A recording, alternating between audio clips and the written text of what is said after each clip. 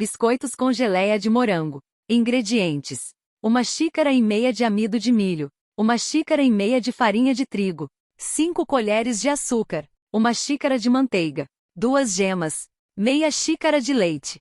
Para o recheio, aproximadamente 100 gramas de geleia.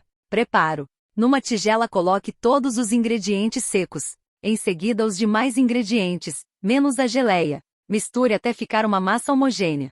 Faça bolinhas e aperte no centro fazendo uma cavidade. Disponha os biscoitos numa assadeira grande. Coloque a geleia nas cavidades e leve ao forno pré-aquecido a 180 graus até dourarem. O tempo depende da performance do seu forno e do tamanho dado aos biscoitos.